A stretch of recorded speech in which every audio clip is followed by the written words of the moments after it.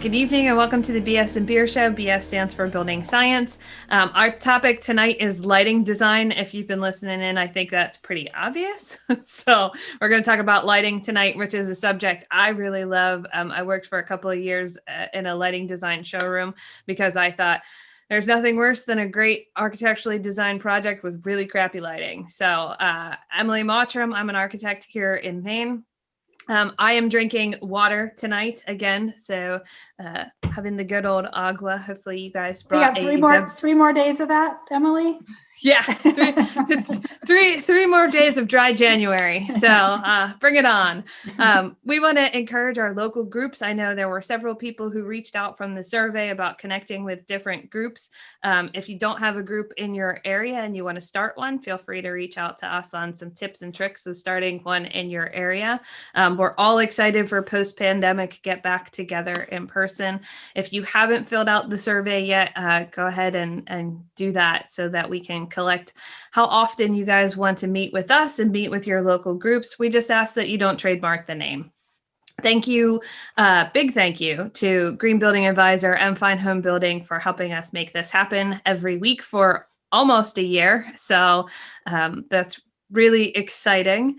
And tonight we're going to have our guest topics, introduction, overview of lighting. Then we're going to go to our panel discussion, audience questions, and we will end promptly at 7:30. So there are several weeks where we want to just keep on going, but we're going to stick to the 7:30 end date. So I will be the bearer of bad news and make you all end it. So over to you, Kylie, for announcements. Yep, I've got just general announcements, and then Mike will share some special events.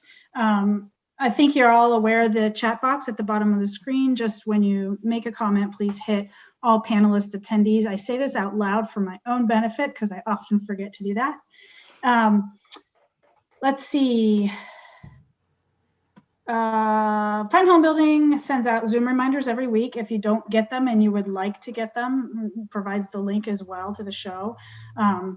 Just let us know, and you can join the mailing list at the BS and Beer Show at bsandbeershow.com and check out the weekly blog that I put together, weekly blog post that I put together on GBA that goes up on Sundays. I forgot to introduce myself. I'm Kylie Jacques, the Green Building Advisor, Senior Editor, and I'm having a little glass of Pinot Grigio, which is probably obvious, and chaser of sparkling mineral water, which I will get to shortly. The video recording of tonight's show will be available on GBA, and we encourage you to continue the discussion over there throughout the week if you have questions that don't get answered tonight. All past shows can be found on YouTube and through that same link at the bsandbeershow.com. We've just started offering an audio-only version of the show, and that is available. I've been saying wherever podcasts are found, but I did hear from somebody that they were having trouble finding it. So I want you to know that I'm looking into that. The web team is seeing if there are issues. And next week, I hope to report back on the best place for you to find the podcast. And Mike, I think it's your turn for events. Thank you. Yes, Mike Maines. I'm a residential designer, occasional builder, occasional author in Maine. Tonight, I am drinking a Baxter Stowaway India Pale Ale. It's my go-to IPA. Let's see.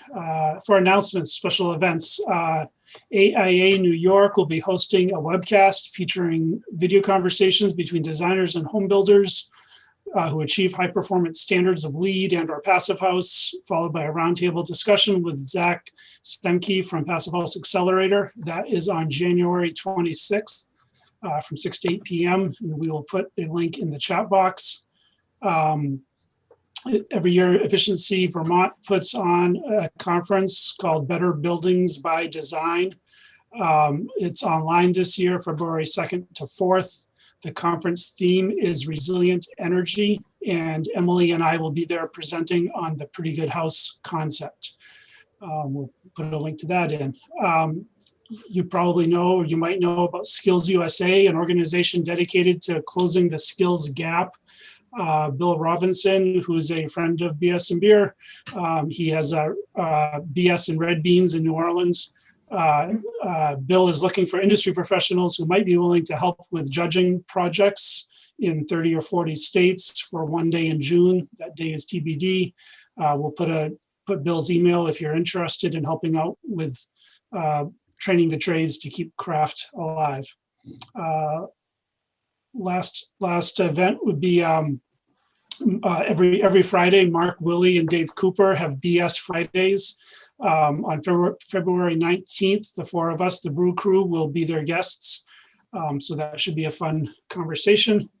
Last but not least, our book club for this quarter is Jacob Diva Rakusten's Essential Building Science, Understanding Energy and Moisture in High Performance House Design. Thank you, Travis, for the Vanna White assist. So pick up a copy at New Society is the publisher, and we'll discuss that in a couple of months. And that's it for me. I will turn it over to Travis to introduce tonight's guests.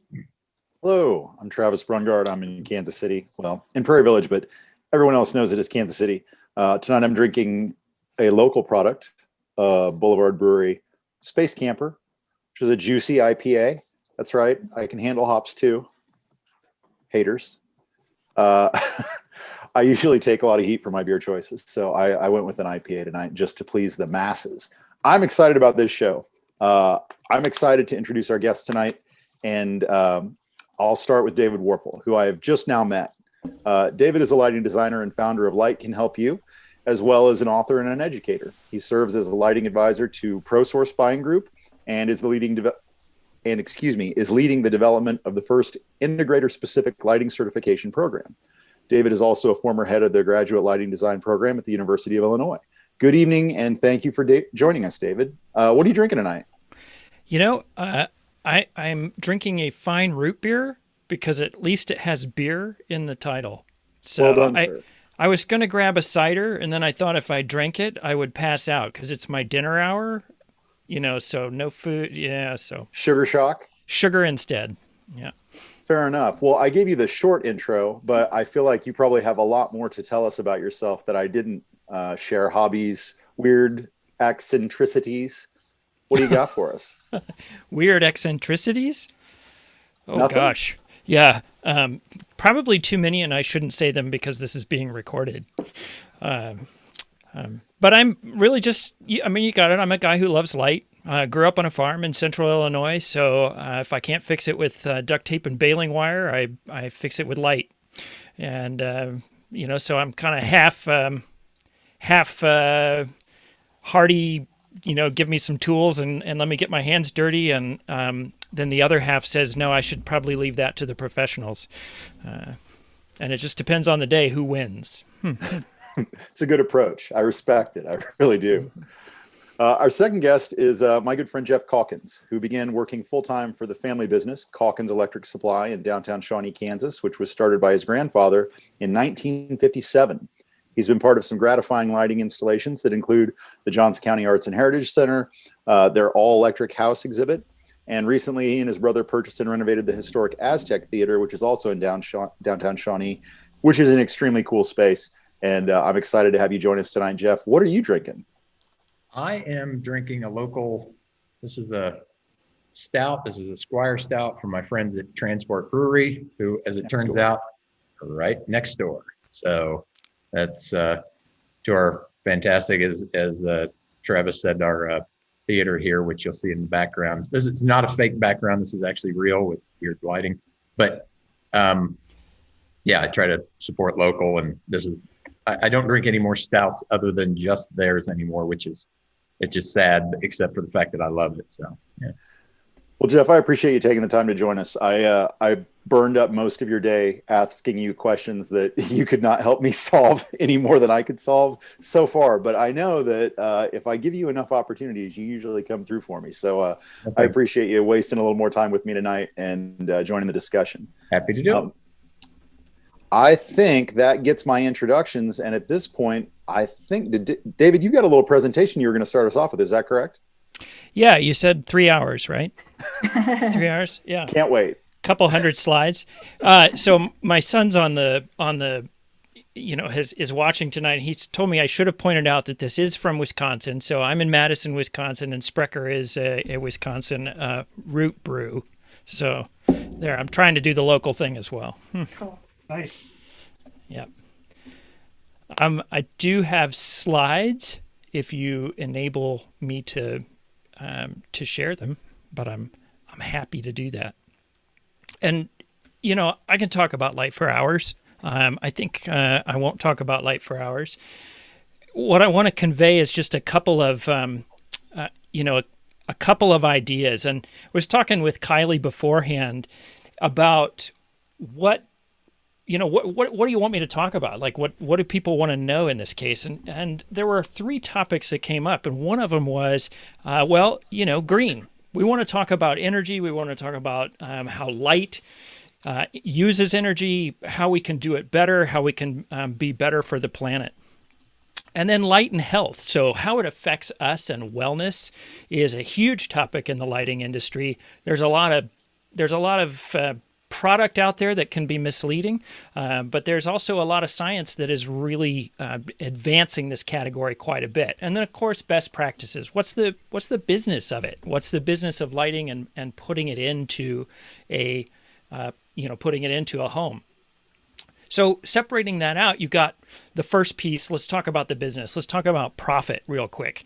And what's important to take away from lighting, one of the things that drives me absolutely crazy is that lighting has become either the jewelry of the home, meaning it's pretty but doesn't do anything, or it's become a commodity. So it's just like an extension of the sewer line. Like, we just want to do it, so we want to do it as cheaply as possible. It needs to be reliable, but otherwise, let's just not spend any money on it.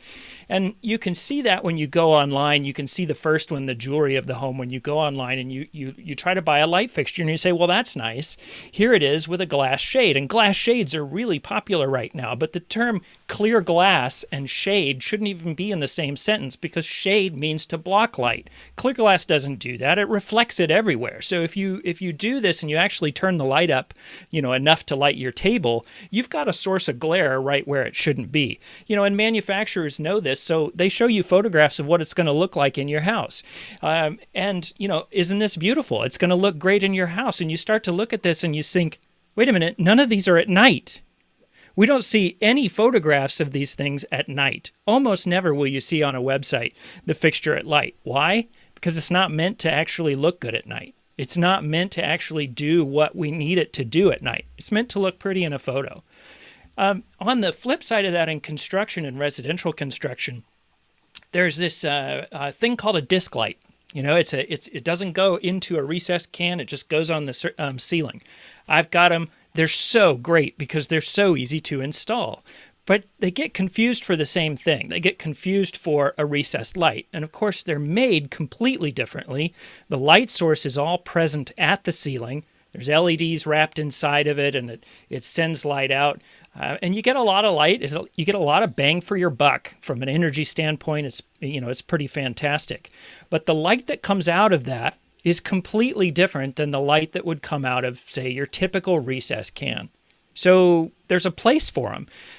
Here we set up a couple, and you've got a good recessed light on the left and a disc light on the right. And you can see that as you move away from the ceiling, the light from the disc light actually diminishes pretty significantly. So if I'm trying to light a countertop, for example, with a disc light, I'm going to get what's on the right instead of what's on the left, which is what we need. The business side of things also has lighting. We have clients all over the country that do houses. I'm a lighting designer. My team does lighting design. And they might spend $5,000 on a range. They might spend $10,000 on a range. They might spend $50,000 on a range. And lighting is similar. You've got quality stuff. You've got really good equipment. You've got crazy equipment designed by people with names like Porsche. There's a whole range of cost. And normally, so these dollars are kind of what we use as budgets. We see anywhere from $5 to $40 a square foot for just the cost of light fixtures, of architectural light fixtures. I'm not talking decoratives. I'm talking recessed down lights and cove lights and things like that.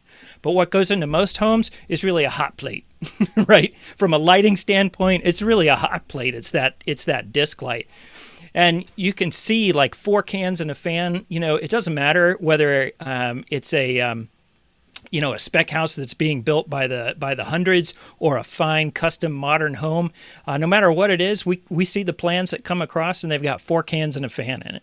And 4 cans and a fan, which we call 4CNF, or it's better than ceiling fan light syndrome, which is where you just have the ceiling fan light. And I've got that in my bedroom, so I'm guilty because we live in an old house, and that's what it came with. But 4 cans and a fan does a fabulous job of lighting the carpet. That's what it's best at. But if you've got a bed in there, it's going to put glare in your eyes. If you've got a dresser in there, you're going to be standing with your back to the lights, so your sock drawer is in the dark.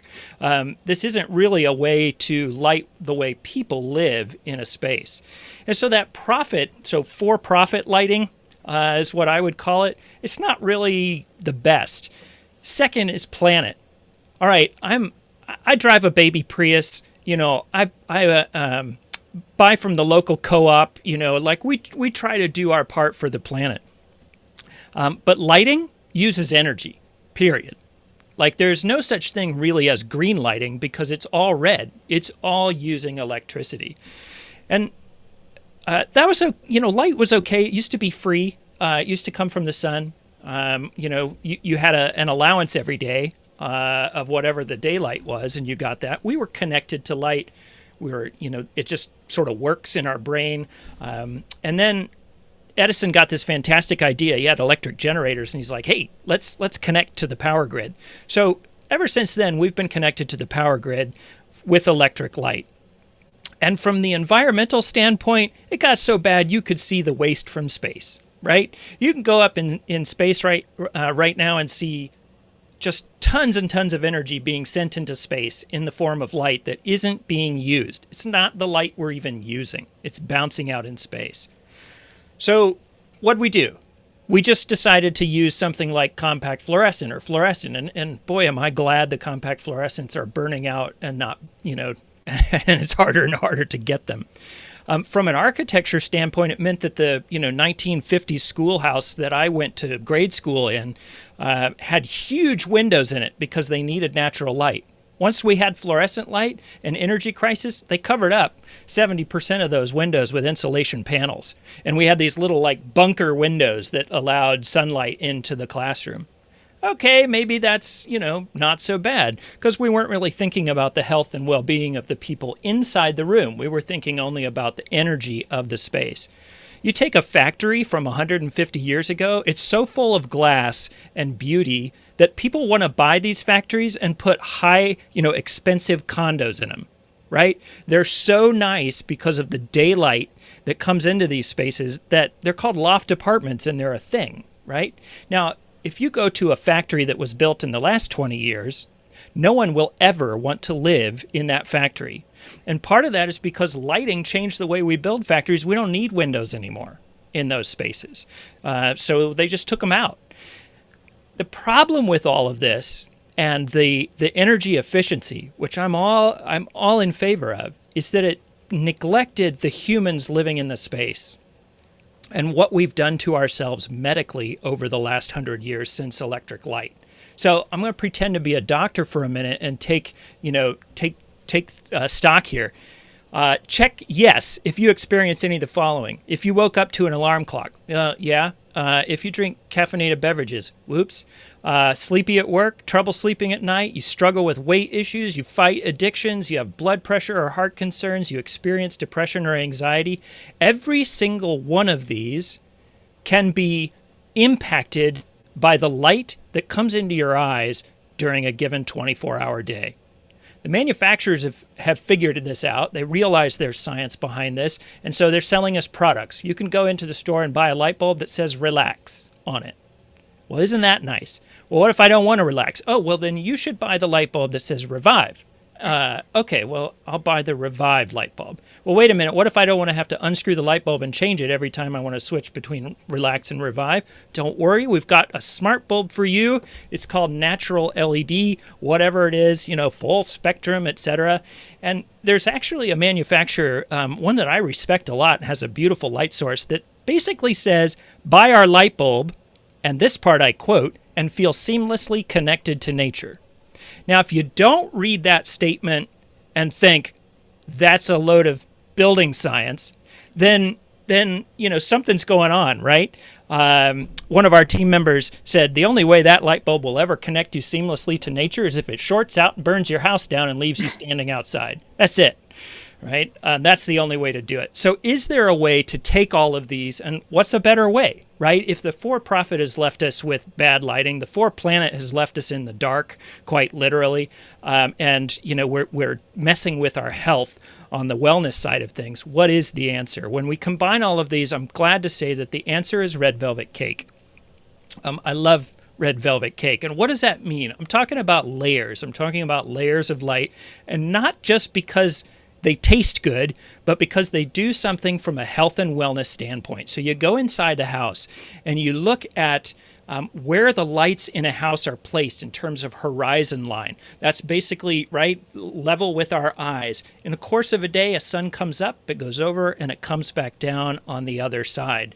So when we look at a house, when we look at a home, a restaurant, a bank office, anywhere, we look at ceiling lighting. Well, that's great if it's only going to be noon and it's never going to change. But beyond that, we're going to add in other layers of light that move down the walls and move down the horizon line all the way to essentially the campfire, which is toe kicks and step lights that light comes into us, into our eyes in different ways.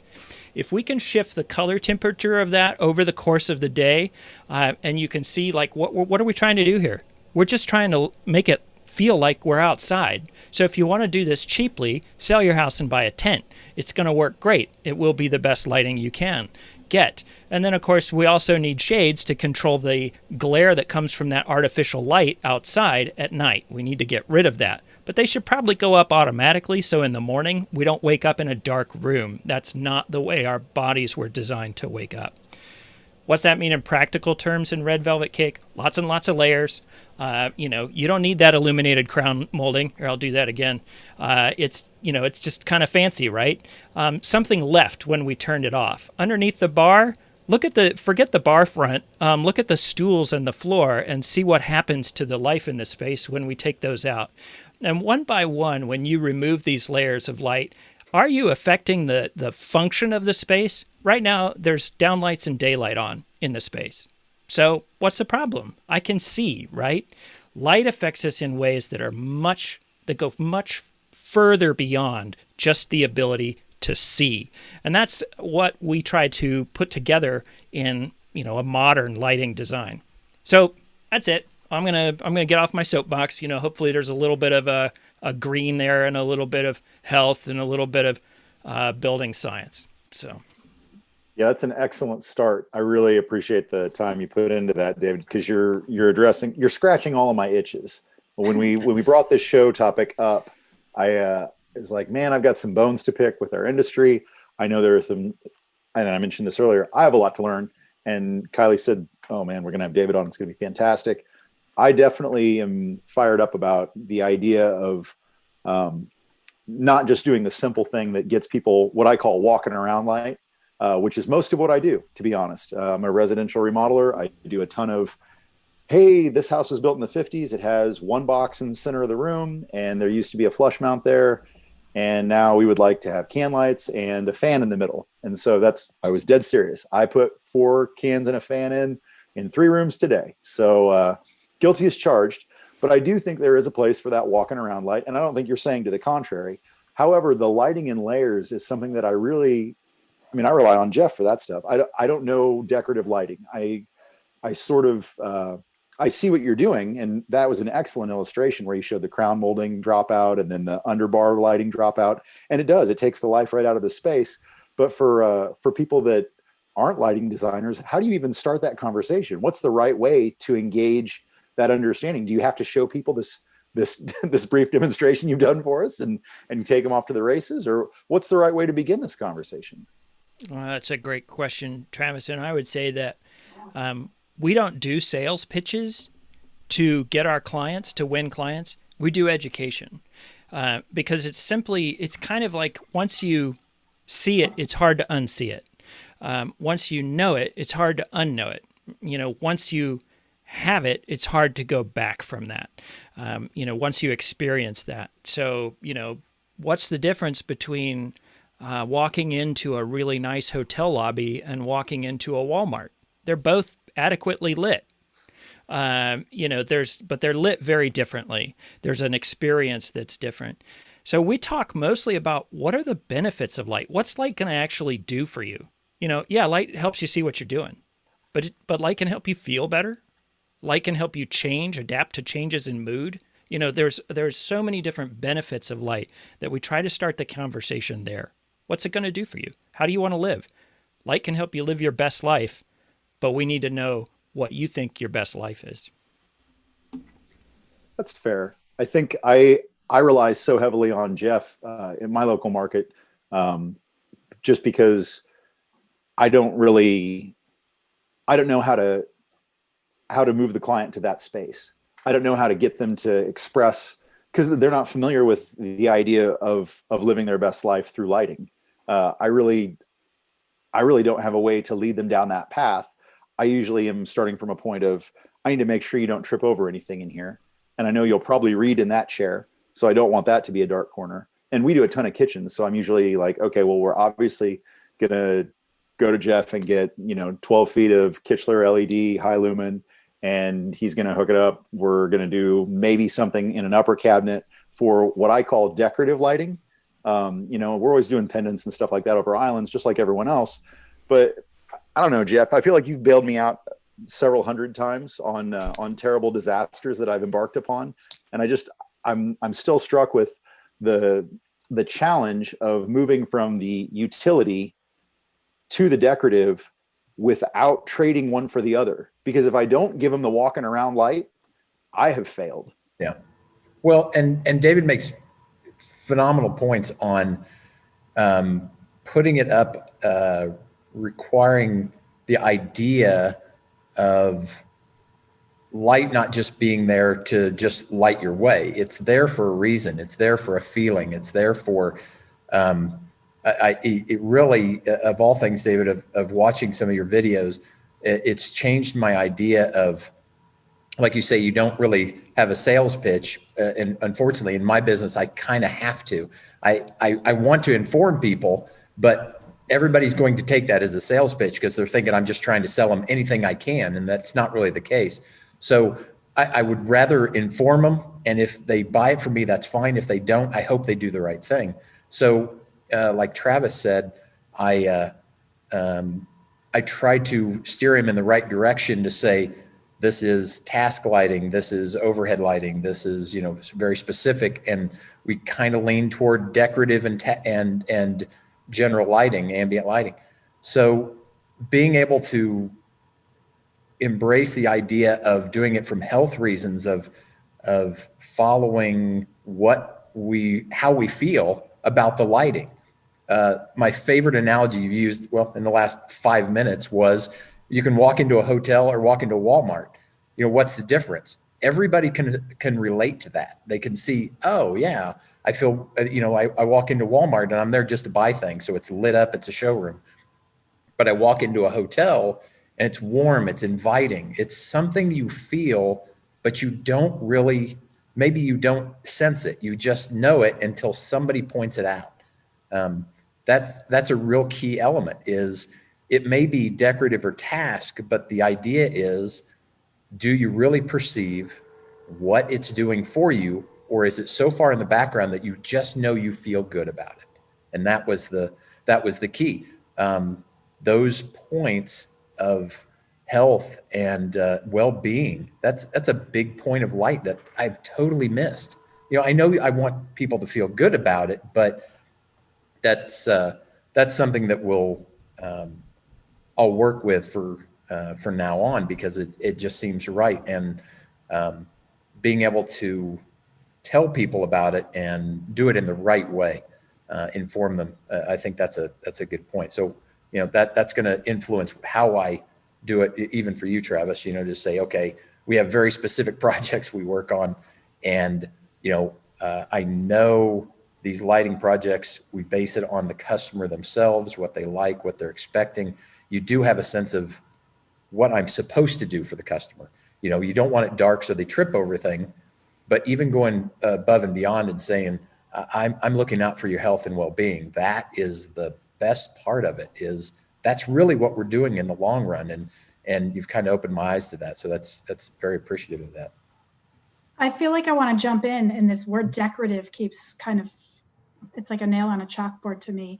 I feel like, I think, and you're getting right at it, Jeff, that rather than stressing it as either task or decorative, those are such black and white categorizations, maybe think about it more broadly as David lights spaces. He talks, just as you're saying, in terms of health. So it's like, I like the walking around light is great. I mean, that really gets to the point of what light is, basically for. But then beyond that, because I've read, I've worked with David on pieces about lighting for the long term, and how I'd be really interested to hear you talk more about how, our circadian rhythms and how things, how light affects our health in very specific biological terms. And I hear what you're all saying in terms of making it, something tangible that you can share with clients to get them on board, to understand the value of putting money into light. And I think getting away from that decorative, like this decorative strikes me as something as, sort of like superfluous or something, versus like real inherent value. This is going to add to the value of your life, to your well-being. And I don't know, maybe David, could you talk a little bit about some of the things that you've written about along those lines? Oh, sure, Kylie. I was thinking about this talk earlier today, and over the last 20 years, lighting has changed completely, but most of our homes haven't. Right, we build them the same way we did 20 years ago in terms of lighting technology. Now we switched to LED from incandescent or compact fluorescent, but that's just the source of light. It's not what the light is doing in the space. And for us, the real revolution has been the advancement in understanding of how light affects our eyes and our brains and our bodies over the last 20 years. That's been phenomenal. So when I was in grade school, I learned about, or junior high or whatever, I learned about the light comes into your eye and it hits the rods and cones at the back of the eye, and that way we can see. And I thought that was pretty fascinating. What they didn't tell us back then is that the light that comes into our rods and cones is passing through some other cells, but we didn't know what they were for. Because it doesn't translate to a picture. 20 years ago, they found the first neural pathway between those cells and our brain, and it goes to the SCN, which is the clock in our brain. Meaning you can be blind, but if those cells are still there and working, you can be entrained or in tune with the local daylight. So we call it our circadian rhythm. Are you entrained? Are you connected to that local sunrise, sunset? Do you sleep at night, and do you wake and be active during the day? And as they figured that out, they've now, just recently in the last 18 months or so, found a second neural pathway from these cells that goes directly to the mood center of the brain. So it's not just, is there a picture that makes us feel happy, but is there light energy coming into our eyes and going directly to the mood center, whether that picture in front of us is good or not. In other words, we're hardwired for light in ways that 20 years ago we had no idea. And what we've also understand is that when you line up body processes, melatonin is the big one. People are like, it's a sleep hormone. If you get too much light at night, it suppresses the melatonin. You have a hard time sleeping. That's just one. Essentially, every biological process in our body is on a 24-hour cycle. That 24-hour cycle is controlled by light and by the light that comes into our eyes. So cortisol in the morning, a spike that wakes us up, it's controlled by light. It's regulated by light. I mean, even when we go to the bathroom, it's actually controlled by our circadian rhythm and light.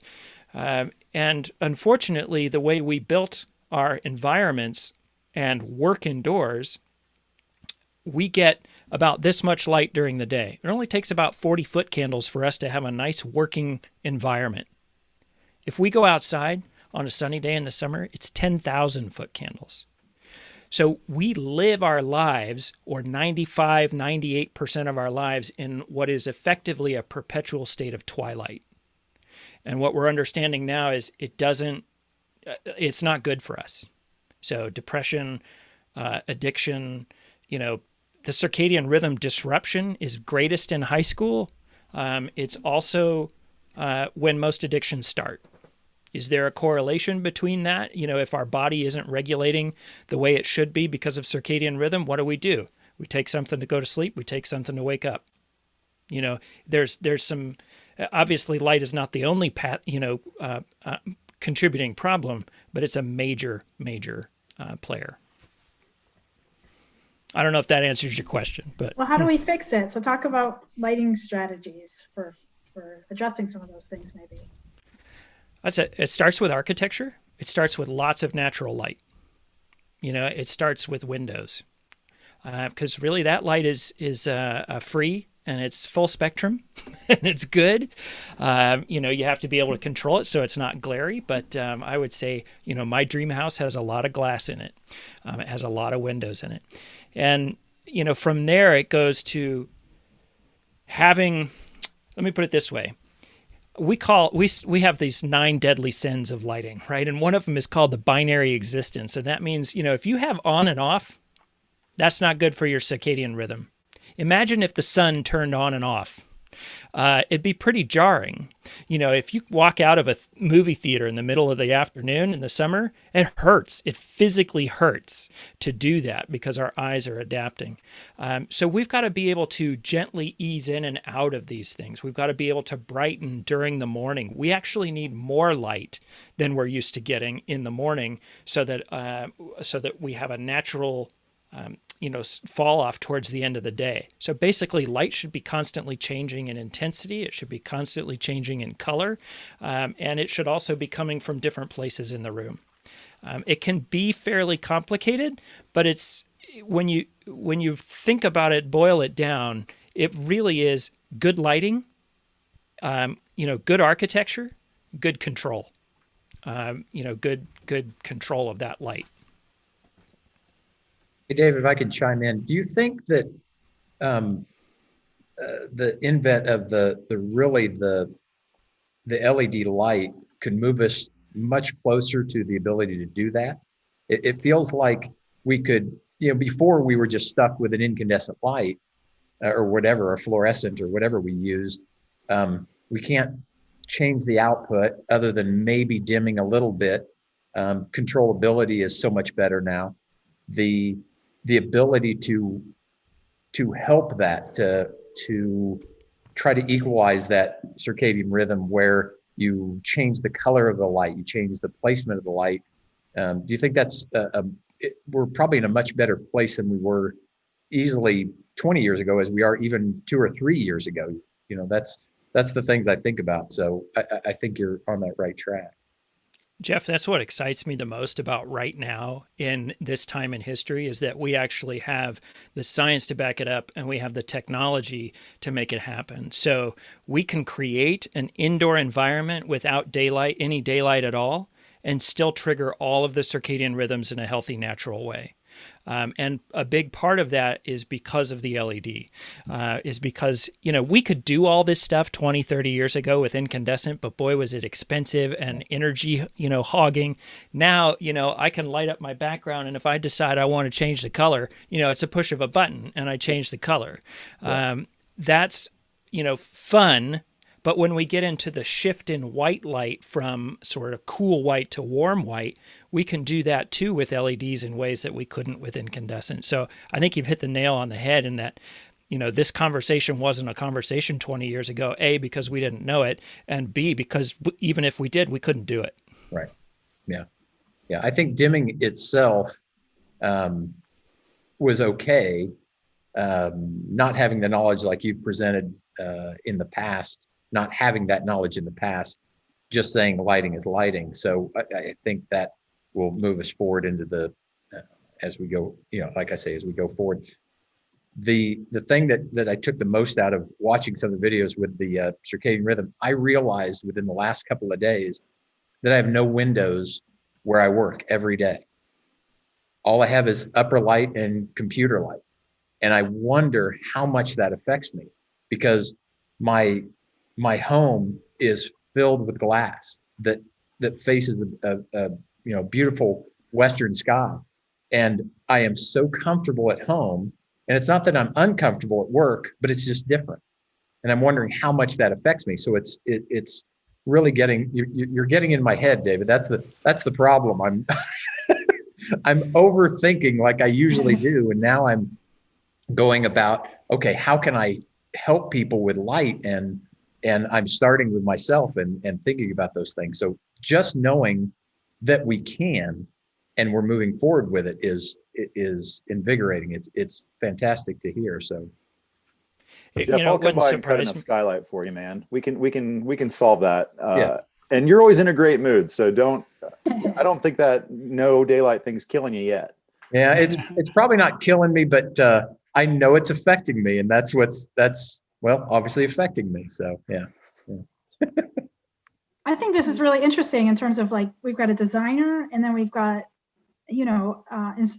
builders who are thinking about lighting design and how to install it best. And so I'm curious about somebody mentioned in the chat box, like, what are some practical solutions here? Like, how can we in a cost-effective way improve the quality of light and thereby improve people's experience of their home environments with light? I don't know who wants to speak to that, but it seems like we need to get down to some brass tacks here. Like, how do we do this? How do we do this well? And be able to answer some questions for people of what, right? Not just this is what we need to do. What do you do to do that? Right. So yeah, products.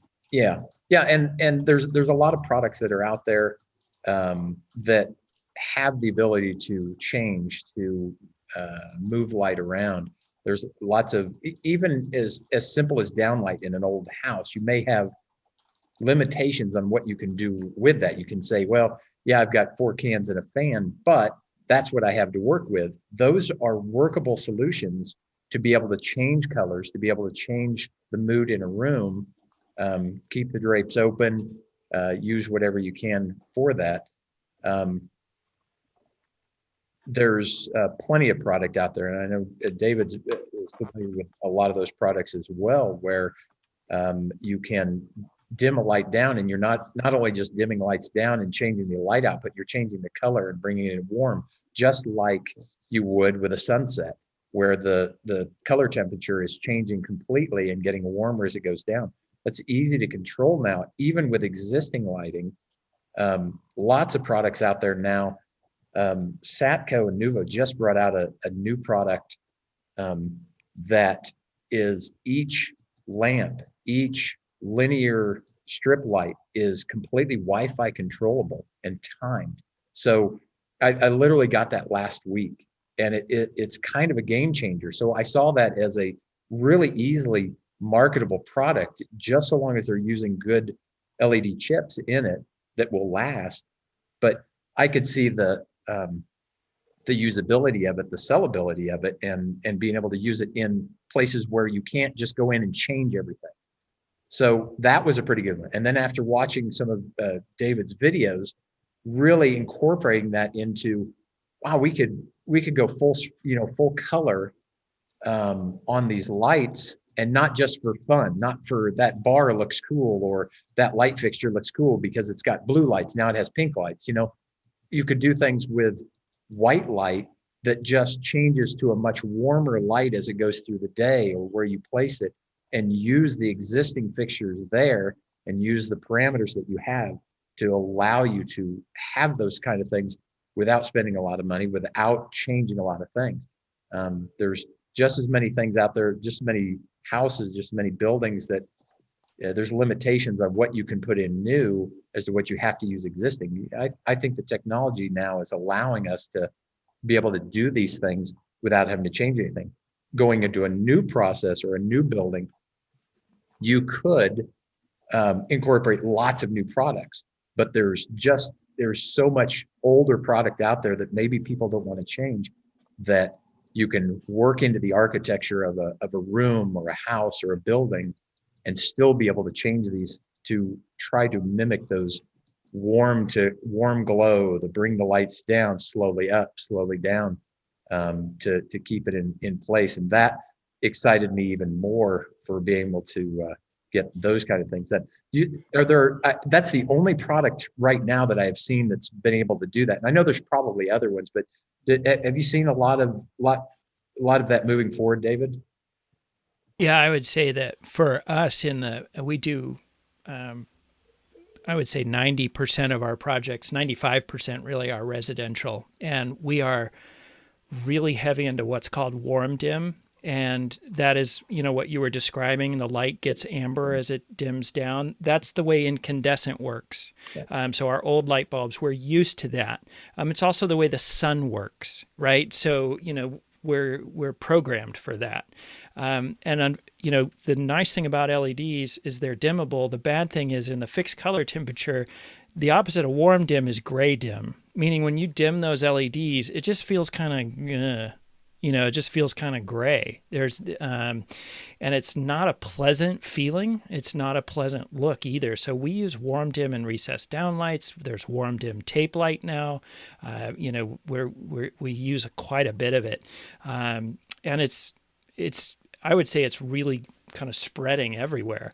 And you mentioned the Satco Nuvo, the Wi-Fi controlled. There's so many great products out there now. American Lighting has a Spectrum line that's controlled by your smartphone. Philips Hue has been around for a while. If you want to make a big difference in your space, put some smart light bulbs in that change color, and then get some backband, the stuff that goes on windows, around windows. Nail it up about a foot below your ceiling to where the little divot, the little route is on top, and you've just created a cove. You've created an indirect cove without doing very much work. You put the tape light in there, and you've got an indirect cove in your space, and suddenly you've got a sky. And if you've got a couple of lamps, you've got, the rest of the day. And if you want to go to that extra mile, get some of those recessed step lights, put them on your stairs, put them down your hallways. You'll be surprised at how often you leave the rest of the lights in the space off. And you just use that walk around light, but the walk around light is below the horizon line. I get client after client say, we were skeptical about that, and now they're our favorite lights. It's like, it's just a step light. It's not, there's no magic to it. There's no, it's not an expensive piece even. It's probably the cheapest light fixture we put in a job. Well, I noticed when, and Travis mentioned it, one of the projects that I was able to be involved in was, here locally, they had a display at a museum called the All Electric House, which came up in the 1950s. It was touted right after it was post-World War II. The prosperity, everybody had money. It was the first time you could have a mortgage, you could move to the suburbs. And they had these all electric houses, and they had very specific lighting in these. You could choose the tile in the bathroom from 3 different colors, from the pink, the yellow, and the turquoise. The kitchen was the same way. The local museum here, which is the Arts and Heritage building, they have one of those houses they moved in there that is set with the low voltage controls. And I was given the opportunity to light the house in LED to make it look like it did in the 50s. The curator, Ann Jones, she got me a book that I was searching for forever, and it's from GE, and it's called Lighting Recipes. It is this horribly sexist book about how the woman, while she's cooking at home, needs to have all this stuff ready for her man when he gets home from the job. But what really it brought out to me was that I had to find out what color all the fluorescents. It used a lot of fluorescent lights in indirect lighting. This was in the 50s. And then associating that and being able to do it with linear LEDs that replaced those. They had some indirect lighting. When you walk in the foyer, it was clear panels above the screen, above the floor that were like perforated. And it was just ambient light. It just lit the whole room very warmly. And it was all 30K. And it took me a while to find out what color, because they never said 30K until I finally got that book. They always called it warm or soft or whatever it was.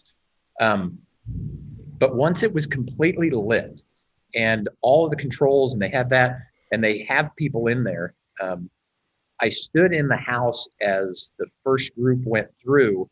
And the best part to me, and my wife laughed at me for this, the best part to me was nobody said anything about the lighting. It's exactly what should have happened. Everybody was so, wow, look at that old 50s, refrigerator, and look at this and everything. They should never have said anything about the lighting. It was so warm. It was so nice. And I thought, wow, somebody knew something back then about not just having lights in the ceiling, about having this linear, this warm feel. They had lights in the cabinets. The TV was hidden from view above the fireplace. That was in the 50s. You hit a button on the remote and a picture moved, and that cathode tube TV was sunk in the wall.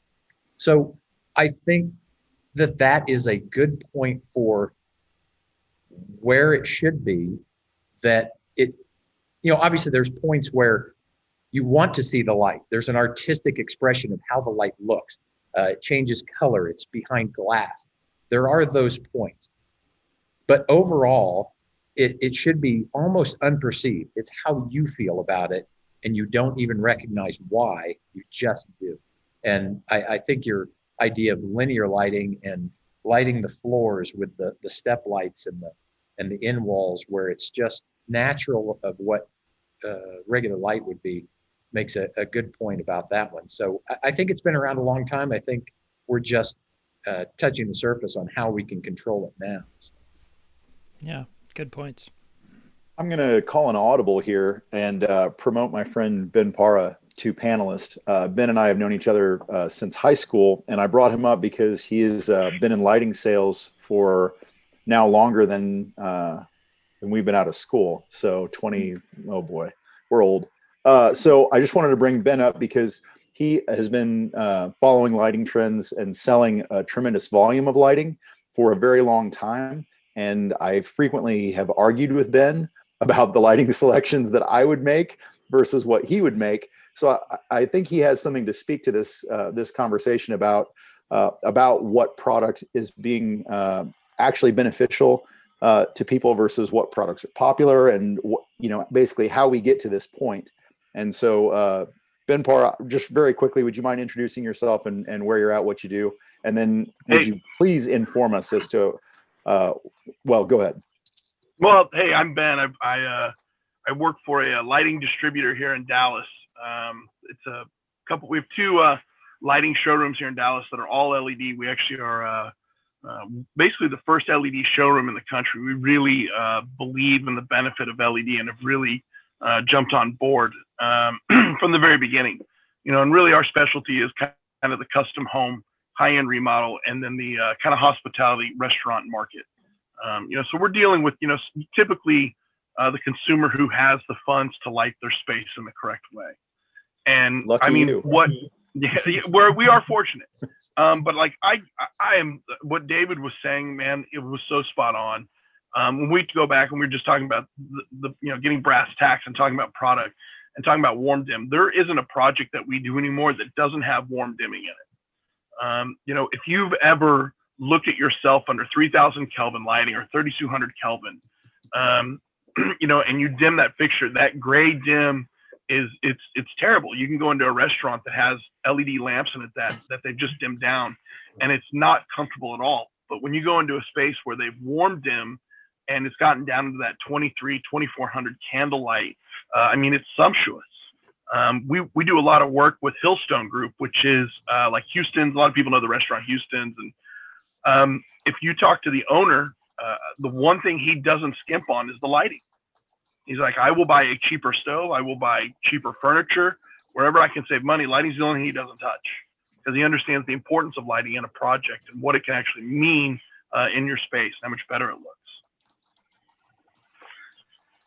Are you seeing, Ben, just real quick, I know you got to go to a job site, but are you seeing these trends at the residential level in custom homes, as you described, that reflect this? I know there was a lot of, messages in the chat about, where do we actually get these products? Is this something that is readily available, or do you really have to like find a high-end distributor, find a lighting designer like, yourself, Jeff, or David, someone who can really direct you on this path? Or is this something that's readily available to the consumer and, schmucks like me can pick up off the shelf and really do a good thing? So the stuff is available, but I think you really do need to go to, to find an expert. And sometimes a lot of consumers can't necessarily afford a true lighting designer. But there are, the resources are out there to look for it, and I think kind of going back to like what David said, if you really want to be able to control your lighting, a lot of people can't afford to do a whole Lutron home dimming control system and spend the $7,000 or $10,000 or $12,000. We can now do control systems using, American Lighting Spectrum for a tenth of that, where we're now controlling things off of our phone. I've put in my house, Leviton has these really great switches, and I can't, I have a whole home dimming system now for less than $1,000. A great example, my outdoor lights come on at sunset and they turn off at sunrise. And I've got 2 LED lamps in them, so they use virtually no energy. I haven't touched the light switch on my front door lights since we moved in a year ago. There's a bunch of cool little tricks now that we can do with lighting that we can never do before. Thanks, Ben. I know you got to hit back to the job site, but thanks for informing us, because I do think that people are after those brass tacks numbers. So thanks for joining us, and we'll talk to you soon, buddy. Appreciate it. Thank you, Ben. Thanks, Ben. Thanks, Ben. Hey, that brings up a good point. I noticed the other day, I was on Lutron's site. I was looking for some dimmers for somebody. And then they have a new product. I say it's a new product. I think it's called Elise, where it is the plates and everything for the controls are very custom. They're brass, they're stainless steel, they're titanium. They are real brass, steel, stainless steel, and titanium. They are custom made, single 2-gang. They fit over regular boxes. All the hardware is hidden. But that was the part that drew me in, was the buttons and how they're labeled. The buttons are controls, instead of just being on and off, are relax or natural or healthy. It is a very unique, and along with these same lines, it makes sense. So there's, in the background, there's a dimming system that's doing what we used to call scenes. So as you go up and you say, serene, I want to hit that, and you touch it, and every light in the room or in the whole area you can see is changed. That I just came across the other day. I thought that was really on point with what we're talking about today. And strangely, I remembered the name of it. So yeah, I believe it's called Elise, A-L-L-I-S-S-E. So it has to have a kind of a cool name, which I'm sure it's named after something or somebody's daughter that was at the facility. But it was really kind of interesting. It was true materials. So it, in and of itself, it has a good feel to it, a warm, nice, natural feel, instead of something just man-made. Plus, it wasn't on and off. It was all of the labels. So that was kind of a cool product. Yeah, I think we'll see more of that, Jeff. I think, as we understand that light actually affects the way we live and isn't just a functional component of how we build, my future dream house, the top button will be natural. And it's basically just like, what is the light supposed to be at that time of day in that room? And it will do it. And it will, when you hit that button at 6 a.m., something different happens than when you hit that same button at noon, because, in the background, it's a complex algorithm that's running to say where, these control systems know where your house is built on the globe. So they know when the sun comes up, and they know when the sun comes down, and they know those things. And that's, it's like, our phone is already doing it. It's already going dim in the evening. So it's just an app, and all of a sudden our light's doing the same thing. Yeah. And I can see that moving all the lighting in a house as we go. It's picking up. I could see it not even having to have the controls at our touch where we could override it, but overall, just the light in the house is based on what the exterior lighting, or what the lighting is coming in, with our shades moving, with the lights dimming down, with the lights on the floor coming up. As a side note, years ago, the first company I ever saw that did the warm to dim feature was Juno, and they brought out some early LEDs. And when I saw it, I commented to the sales rep. I said, that looks a lot like Juno came out with this great product that they had an idea, and it looked like it was almost a mistake. Like, we went to dim our LEDs and they changed color. What are we going to do? Let's call it warm to dim. Let's do that. That was actually my comment to him. And he goes, that does sound about right, but I think there's a lot of science behind it. And there probably was, but it felt like it was a mistake. And even if it was a mistake, what a great mistake to make. And some great product comes out of those kind of things. But that was my comment, and I made it right to the sales rep, and he wasn't real appreciative of it, but it did. It felt that way. So, but I'm glad it's there, and so I get to look at it now. Yeah, I'm glad it exists. Most of the current warm dim technology is using at least 2 chips, if not 3. And then so it's basically like saying, and because of the low price of LEDs, we can do that. You can say, well, instead of a light bulb with 1 LED chip in at 3,000 degrees Kelvin, we're going to put 2 chips in there, one at 3,000 degrees Kelvin and one at 2,200 degrees Kelvin or 1,800 degrees Kelvin. And as you dim it, the little chip inside just says, how much power am I getting? I'm getting 120 volts. I'm going to go to the 3K chip. I'm getting 60. I'm going to drop down to, 2,500, et cetera. And it just shifts over to that other chip. And if you look closely at a lot of the products, if it's not well shielded, you can see the 2 different color temperatures coming up and going down. Yeah, I came across I had a commercial light, a grid light, 2x4 troffer type light. And it has lumen switching and color switching.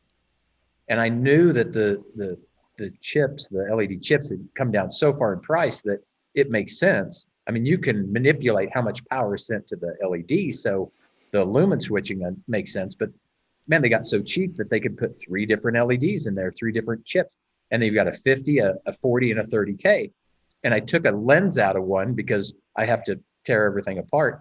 And when I looked in there, there's 2 chips, and I thought, well, this is interesting. So I turned it on, and you'd think that I would figure out that you can get 40K by having half of a 30K and half of 50K on, just like you do with color. So somebody asked me one time about the color change, and they said, how is it so good that it changes color? I said, think about mixing paint. If it's an LED, it's always flashing. We just don't perceive it. So if you flash an LED red 20 times and blue 20 times, you don't perceive the flash, you just see purple. So with the 50K and the 30K, half and half on those, you really only need 2. And I actually felt really stupid that I didn't figure that out till I took it apart. But what a great ability to do that. And when you pointed it out for the warm dim, being able to have all those, a little portion of each color coming up and going down, you can get that a really broad spectrum without using a lot of the actual diodes. I'm firing up a nice long list of questions for you guys, and I know that the audience has already done a ton of that, so I won't dominate that discussion. But I did want to ask you guys specifically. I noticed an Instagram post by Jay Poot. He's Joey Pooterbaugh. He's a videographer and photographer for Reisinger's Build Show Network, and he was posting something about these color change LEDs and how exceptional they are.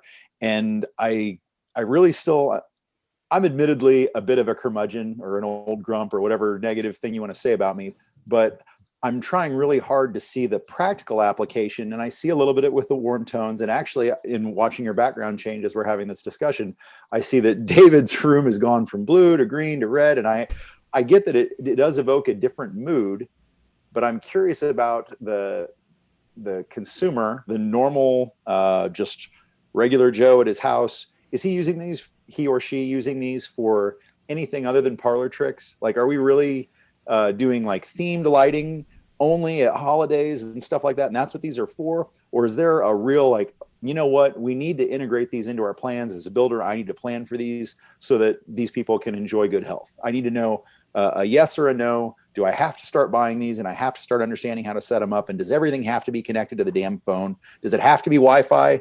Help me out. I'm an old man. I can't handle it. Yeah, it's a good question, Travis. Good question, yeah. The red and the green and the blue, and that's a parlor trick, right? Only a lighting designer is going to change his background in his office, during a call. Like, that's just silly. And from a technology standpoint, as the LEDs evolved, the first way we could do just a shift in color was to have red, green, and blue chips. So that and that gave us a wide spectrum, wider than we really need. So it's sort of like, well, we can do blue, why not? That was the only way we could get white, was to mix red, green, and blue, and it was a really ugly white. It was pretty awful. So LEDs were in nightclubs long before they were in homes because it just didn't look good. Once we got the white LED, that changed. And I think if you wanted to say, what technology should we have? In the next couple of years, I would say that something called wide range tunable would be the ideal source for me for most places, unless you think you're going to have a party, etc. So like most of my, the house of the future, if you will, would be wide range tunable. And it's not going to do saturated green, and it's not going to do saturated red. It's going to do something like 2,000 degrees Kelvin to 5,000 or 6,000 degrees Kelvin. So you can get a really cool white, and you can get a really warm white out of the same thing. And that I think is probably as far as it needs to go. Now, we do a lot of, we do houses now when we're looking at wellness as a key factor. We'll do the house in tunable or warm dim technology. And then we'll do things like the coves in a red, green, blue, and white. So that way we can mix the ceiling light color. But nobody wants to look like a Smurf. Like, I don't want blue light on my face. Like, that's just, it's silly. So I think those houses that you see where everything goes all color, that's mostly just a byproduct of they have to use those chips to get the white they want, so they might as well show you how cool it is in color. And, most of us are not going to live that way. For the marketability of it, too, everybody wants something more than what is just expected. So I could totally see that, David. I could see where, you want the full range of white color from a 2000K clear up to a 65K daylight stuff. You'd want that full range, but sometimes to get that, you have to have the color change. It doesn't cost the manufacturer that much more to put them in there. So that's a selling feature to say, you want your health and your welfare. And by the way, you also want a disco in your basement. So it's you may use it, you may not, but it gives you the ability to use it. And I could see where people would use that. Yeah. I've got a couple of questions. I think this has been a really interesting conversation about the theory and health and wellness aspects and all the new technology. My question is, why is it every job I've done for 20 years, the low voltage dimmers buzz and the transformers fail and the LED bulbs that are supposed to last forever go out? So just is it just that I'm finding the low cost or poor subcontractors because I'm not a lighting designer? That's question one, maybe more appropriate for Jeff. And then Christoph Irwin just joined and had a good question to follow up on that is to talk about the overall operational energy needed for residential lighting when the controller is included. If the LEDs are super efficient, do these super controllers, do they end up using a significant amount of energy? Gotcha. Well, to kind of answer the one on the energy efficiency and the long life, one of the things that I've tried to focus on, especially in the last 10 years, is making sure that the manufacturers that I deal with are using good chips. That makes a big difference.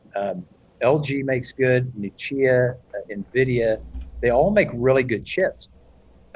It sort of hit me hard when everybody and their dog was knocking on my door saying, hey, we do LED lights. We make these. And the first one that caught me really funny was 3M. 3M was marketing LED lights for a while. And I thought, there's something about this that doesn't seem right. Anybody can buy LEDs. They can buy the diodes. They can throw them in a fixture. If they have a little bit of sense, they can make a light. And I need to make sure that what I'm selling to my customers is not just something that works, is something that's going to last a long time, because a 5-year warranty on any LED is worthless if the company's only been around 2 years or 1 year or less. I had the experience of a company here locally that made flat panel, early edge lit flat panel LEDs. They had problems with them.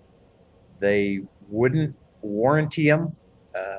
They had soft spots in them. They had shadows. They are gone now, by the way.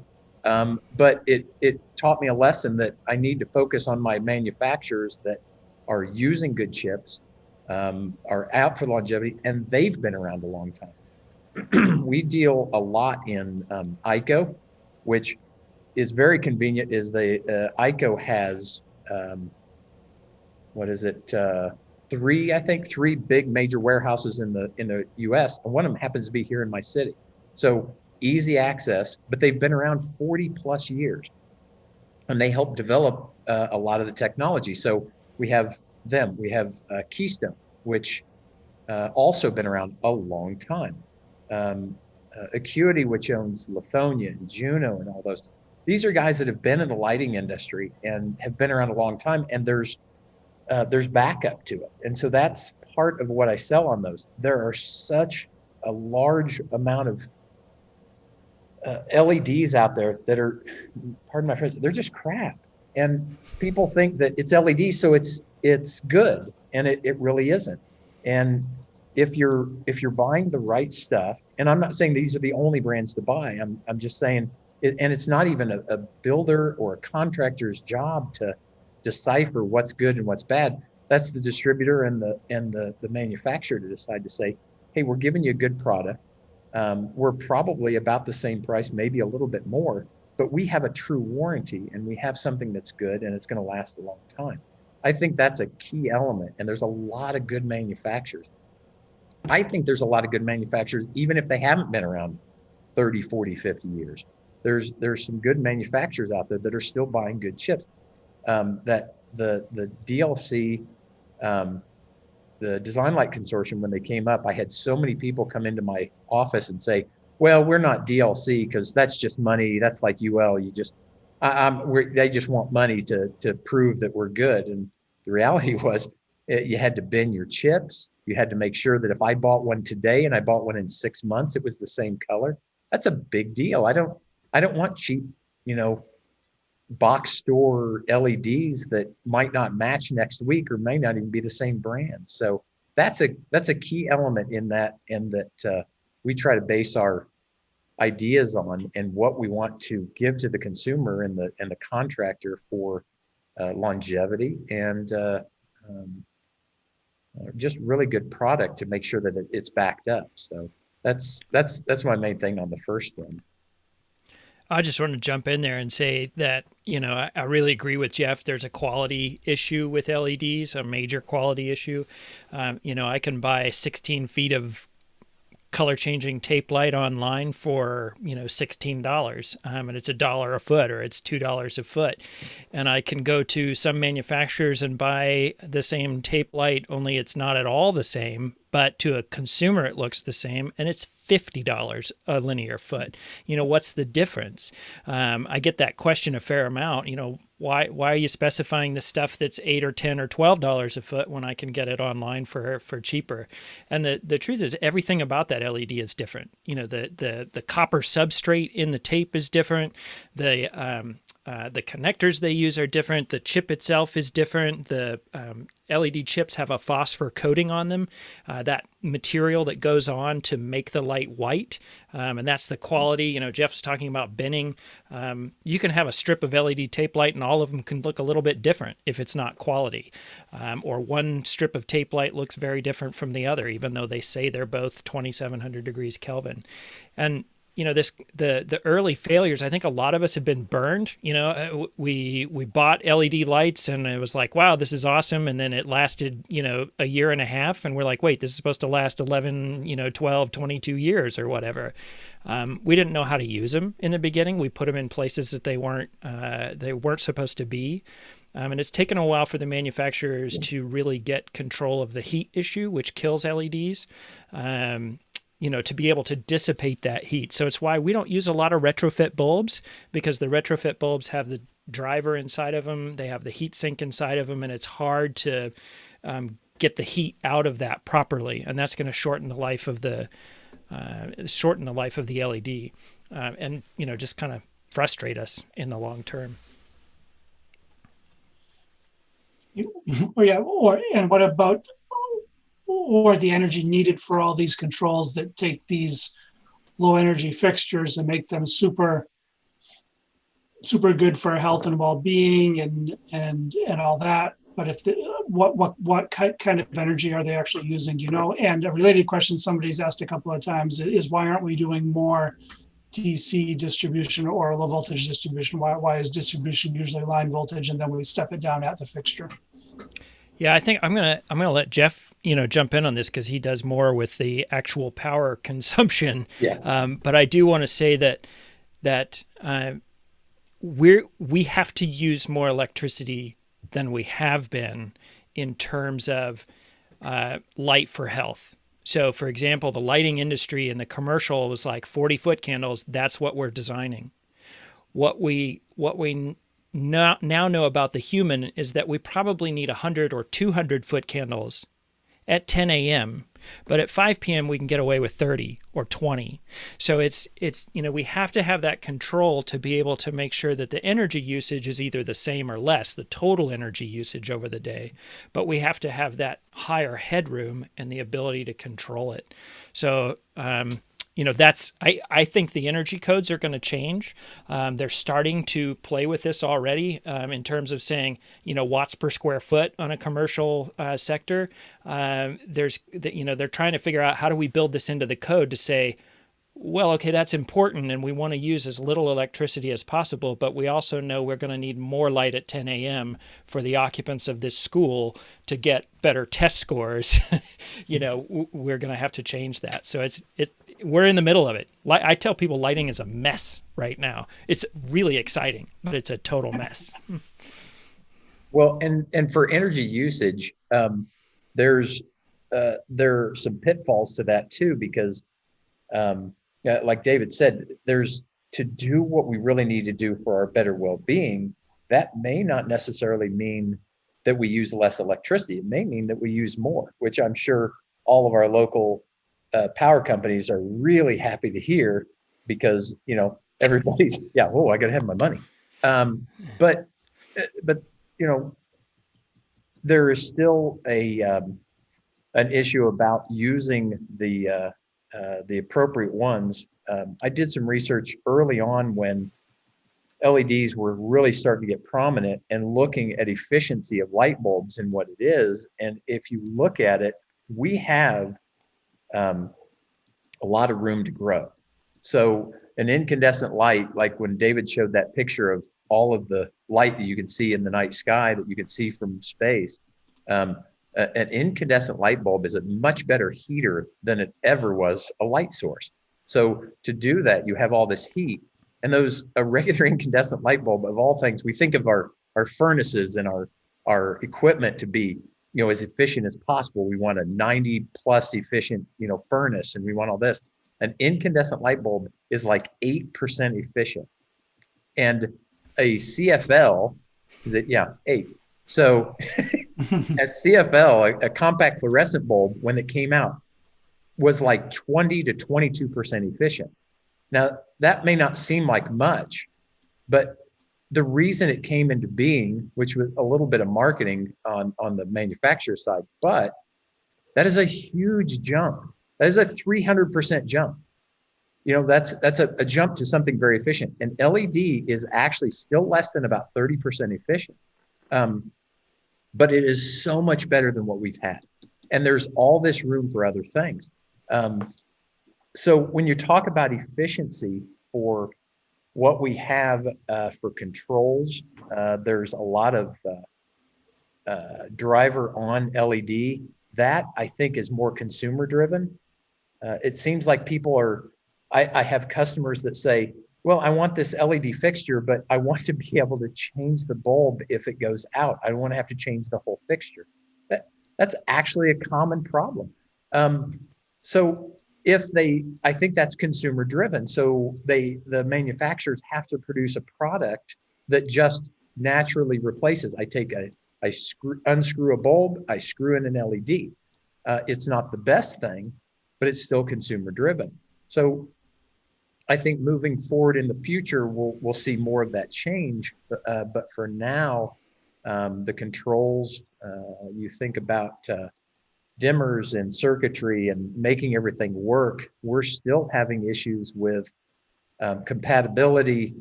Travis can attest to this. It's making sure that the dimmer works with the lights that we have and that they fit in a certain space. And are they really, truly as fully efficient as they could be if we're starting to use controls that dim them down? Or is it reducing longevity? Is it creating more power usage even though we're reducing it like we used to? Those are questions that we'll see as the years go on. We have a lot more compatibility with dimmers, a lot more dimmable product. So I could see how energy efficiency is a key. David pointed out we used to do a lot of things with, there's certain areas that say, how many, for energy, how many watts per foot are you using? Well, you pretty much throw that out the window when you talk about LEDs. 100 watts per foot was way over the threshold of what they required. And you can do that with any cheap off-the-shelf LED if you want. So, those energy standards have to change, but the reality is we're probably in the long run going to be using a little bit more electricity, but the trade-off is obviously from what he spoke about is the better health issue, the better well-being of it. So it seems like a good trade-off. I want to jump on your comment, Michael, about DC power to LEDs, and there's been a couple of comments and questions about that. And we have two different kinds of homeowners when we're doing design, and we talk about low voltage distribution for lighting quite frequently. And most of our homeowners right now, it seems like the residential building sector, especially, is is slow to adopt new infrastructure technologies. And so our clients are like, well, that really makes me nervous to just run low voltage wire to the light fixture, because everything we've ever done before that has been line voltage. And, I had one client say, well, what if I run line voltage to that area too, just in case in the future I have to, so it's like, you're going to wire this house twice, nobody's really going to do that. But in the commercial sector, we have a client building their house, and we said, well, we're thinking about low voltage lighting for your house. Are you familiar with that? And he said, oh, I'm a commercial developer. My team does that all the time. We're fine with that. So you see it happen in the commercial sector before it comes into the residential sector. But what I try to get across to people is that if we stick with LEDs, every LED is low voltage. The only question is, where are you putting the transformer? Are you putting are you buying a whole bunch of little ones and putting them into the light bulbs? and they're going to be manufactured as cheaply as possible, or are you buying a better one and it's going into the fixture itself and you're running line voltage, big heavy, copper wire to that fixture. And so in a room with 4 cans and a fan, you're buying 4 of them. Or are you buying one of them, putting it in a closet and running low voltage light line out to that light fixture? I think in the future, if we think about this logically, it's going to go DC. I don't know if it actually will, because that's not always the way things work, right? If the consumers don't go for it, it's never going to happen. But for me, I would much rather have a really well-built driver in a closet that I can get to easily and change out and repair, because that's where a lot of the failure issues come from. It's the driver, not the chip itself. The chips are, almost indestructible. I'd rather have that in a closet than have, 100 of them in my ceilings. But like I said, who knows whether it'll actually happen or not. There are some manufacturers out there doing it. We're seeing bigger manufacturers get into the play. USAI has it now. WAC Lighting, WAC is launching a new line of low voltage distribution that's pretty neat, pretty awesome, and they have the product to back it up. So, Color Beam has been doing it for years. They've got that system already figured out. And it's like, I'd rather have it in the closet than in the ceiling. Well, and the other side of that, I talked about the all electric house from the 50s. That specific model, which was really big, was all about controllability of light. And those houses had the old Sierra and GE low voltage controls. So you could turn your back porch light on from the master bedroom. The master bedroom was famous for having a 9-gang switch that you turned all the kids' lights off and on, you turned the family room lights off and on. Not that anyone used it, but all the line voltage went to the light source. All the low voltage went to a panel that had transformers and relays and all the switches. And of all things, I actually did one today. There was a gentleman that worked, and we had a lot of it in the Kansas City area, really in the Mission Hills area, which is an affluent area. They used a lot of it, and it was consumer driven, and it was controllability, and you have all these low voltage lighting, these low voltage wires going to the switches. The all electric house actually has a dial in the foyer on a switch, and you could choose which light to turn on and off. And it was, for its day, it was unique. And going back to that would be fantastic, because you could do the exact same thing in a more efficient manner, because very few people know how to work with those. And they get in there and go, well, I want to put a switch in. I either cut power or I send power. And all those really did, they actually sent power to turn them off and sent power to turn them on. It used relays and contactors, and same kind of idea, but it was a little bit ahead of its time. So I could see where that would head that way in the future. Okay. Here's the part where I interrupt you. I'm sorry. It is almost 7:30. And it's hilarious because this is one of my favorite subjects to talk about. And you guys are both amazing. Thank you so much for being on tonight. I didn't have anything to add that you guys didn't already cover, I have a million questions. And as you can see, the chat box has been live tonight. One question that came up early on in the chat box was there a book that talks about how to light a space for people who are just kind of getting into this? If there's not, one of you should write one. I want to encourage everybody. Kylie will post this up on Green Building Advisor, and clearly there have been a ton of questions that didn't get answered in the chat. So if you have questions and it didn't get answered, please follow up on Green Building Advisor after she posts this, and we will continue to talk about lighting. So I want to just, one brief exit for each one of you. Is there a parting comment that you want to leave behind for everybody who joined us tonight? You first, Jeff. I got to think of something really good. Yeah, I think of something really good. Right. Put me on the spot. I don't even get to listen to yours and judge. But no, I think as a parting comment is be diligent in what you choose. Take into consideration the things that David has put forward, because they are very important. Learn to do the lighting in a way that is more of just lighting. It's more of a feeling. It's more of how you feel about a space without knowing why you feel what the space is doing.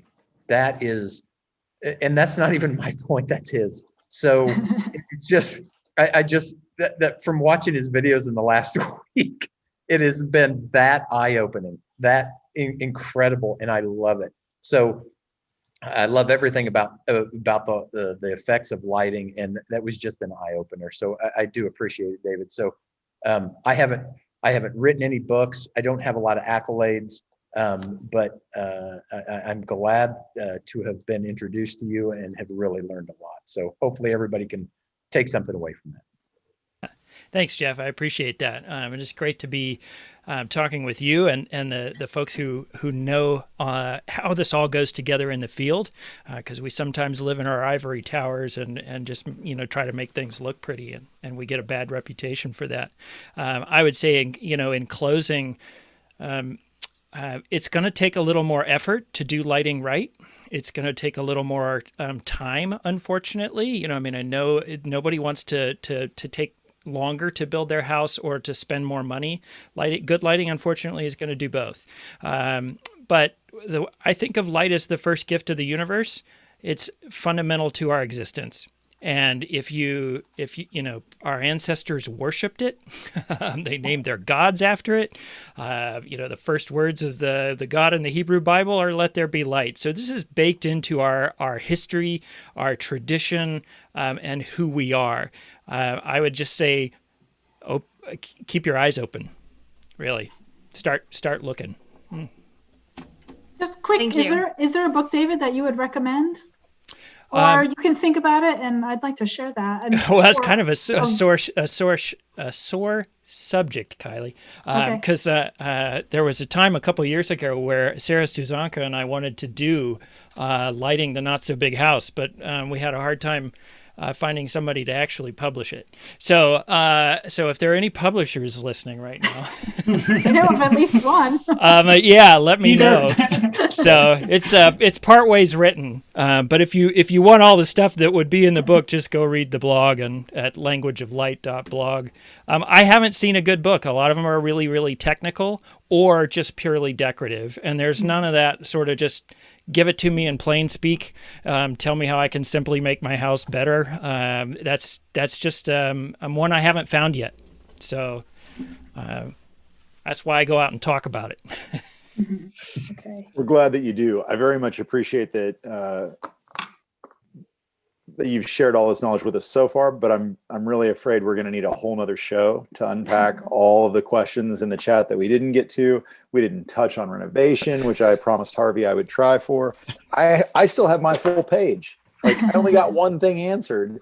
So this is trouble for me. We may have all right, Travis, grab another beer and you and I'll stay on after this is over. Amen. I appreciate it. We'll stay here all night. BS and beer after hours. I like the sound of that, as long as we can adjust the lighting so that it doesn't mess up my circadian rhythm. Oh yeah, absolutely. Yeah, I got to turn my multi-level lighting off. The Christmas lights, the up light, the down light, the task light. Yeah.